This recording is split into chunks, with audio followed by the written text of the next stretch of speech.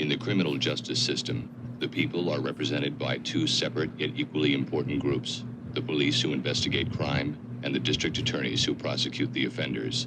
These are their stories.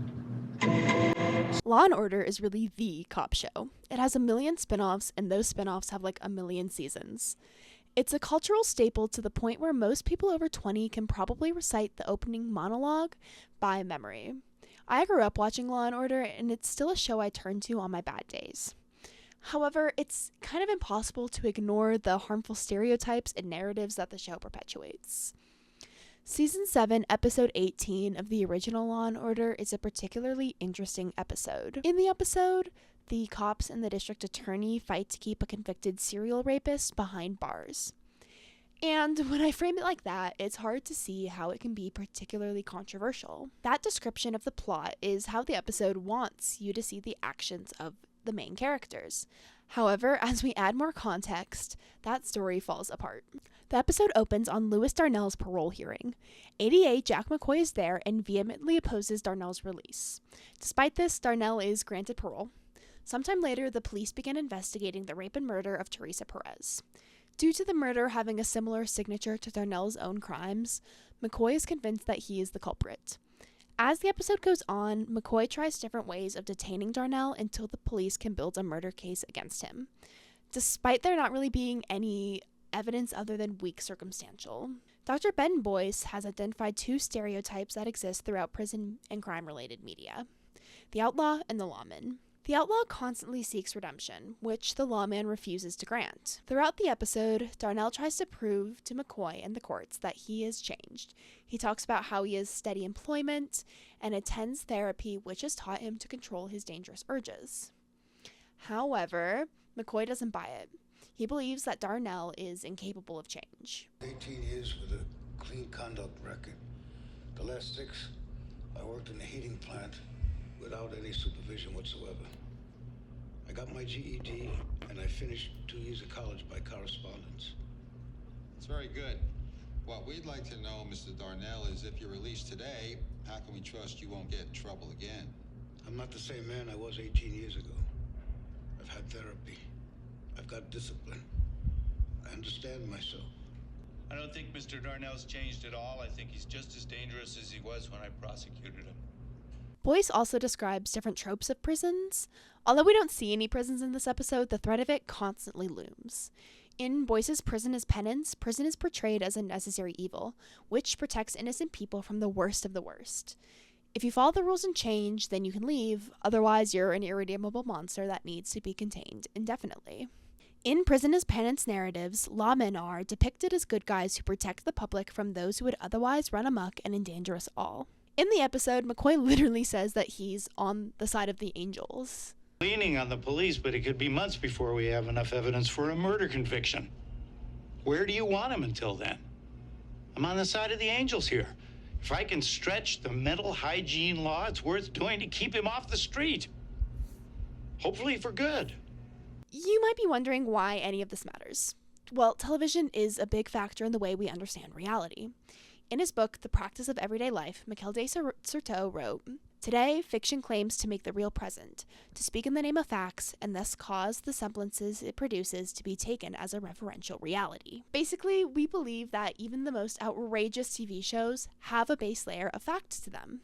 So we internalize these truths and use them to construct our views of reality. And for everyone who thinks that they know better and can easily see through all the bullshit, de Certeau also writes, "The spectator observer knows that they are merely semblances, but all the same, he assumes that these simulations have the status of the real. When watching Law & Order, we know that the cases aren't real, but we accept that a lot of the police and legal procedure as a legitimate look into these processes. This becomes especially problematic when we re-examine McCoy and his actions in the episode. McCoy and the police use Darnell's status as a parolee to violate his civil rights. After forcing Darnell to consent to a full-body examination, they then hold him in an interrogation room for hours.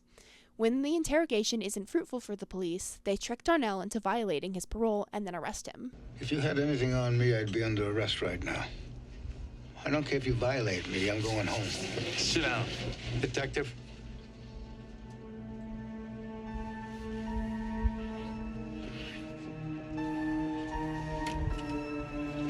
arrest him. Hey, Hump, you're in. You just violated your parole. You have the right to remain silent. Anything you say can and will be used against you in a court of law. When McCoy is unable to prove Darnell's involvement in the Teresa Perez case, he uses the mental health doctrine to try to lock Darnell up indefinitely. McCoy also authorizes 24/7 surveillance of Darnell and a wiretap on his phone. Darnell tries to move out of New York after McCoy hangs posters of his name and criminal status around the neighborhood and then subpoenas everyone Darnell knows multiple times. But in response, McCoy calls the handful of counties Darnell can move to and convinces the district attorneys there to block the move. Unfortunately, McCoy's abuse of Darnell's status as a parolee isn't exclusive to fiction. In Frontline's Life on Parole documentary, Vaughn Gresham expresses reasonable frustration at the situation his parole officer is keeping him in. His officer then confiscates his phone and finds pictures of Gresham drinking, which is a violation of his parole. She then sends him back to prison. A grown man had his phone confiscated seemingly as punishment for being upset that he had to stay in a halfway home, even though he was told he could get an apartment after he got a job, which he did. Parolees are kept under a microscope, and many officers are looking for any excuse to send people back to prison. Mad Dog doesn't paint the overreach of the parole system as a bad thing. In fact, McCoy's extreme use of it is justified by the episode's ending. Whether or not Darnell is guilty of the rape and murder becomes irrelevant because Darnell does reoffend, and he's caught by his daughter, who then kills him with a baseball bat. McCoy's actions are legitimized by this because, in the end, he was right. Darnell was still dangerous. Since media like this episode forms our understanding of the parole system, it's understandable that some viewers begin to appreciate its overly strict rules. After all, the episode just showed that they can be used to stop dangerous criminals. How we frame stories matter. We can summarize this episode as the heroic efforts of an ADA who wants the women of New York safe. Or we can look at how the abuse of the parole and legal system trapped Darnell in a pressure cooker of stress, which inevitably caused him to reoffend. Again, McCoy had no real evidence that Darnell was involved in Teresa Perez's murder. The police only investigated one lead before McCoy pushes them to focus on Darnell. But the episode, like McCoy, refuses to even entertain the notion of Darnell's innocence. Darnell is painted as an unforgivable, irredeemable monster, and as a staple of the prisoners' penance trope, death is the most fitting punishment and the only possible solution in Darnell's case. In the end, the titular Mad Dog has to be put down. This depiction of parolees can be very damaging, as it encourages the general populace to view them as dangerous, inevitable reoffenders, which only makes the reintegration into communities harder for parolees. 95% of state prisoners will be released from prison at some point, and they will already have a hard time. TV characters that paint parolees like this will only make it harder for them. The more challenges that parolees get piled on their shoulders, the more likely they are to break parole or reoffend. The prison and parole system obviously needs heavy reform, but the way media portrays, and consequently the way we view parolees, also needs to change. Just as Boyce says we need to update the spectacle around prison, we need to update the spectacle around parole. Instead of parolees who are monsters doomed to reoffend, our focus should shift to nuanced narratives about parolees as complete, complicated people in a confusing and complicated situation, who have interesting stories of how they got to prison, as well as how they have worked hard to get out. Thumb your nose as a federal judge, but I won't let you drag the law through a sewer to catch a rat. It's not worth it. To put him back in his box? We arrest him now, it'll be 6 months before a jury sorts it out. Stop. Listen to what you're suggesting. An arrest you know is false. Inquisition is over.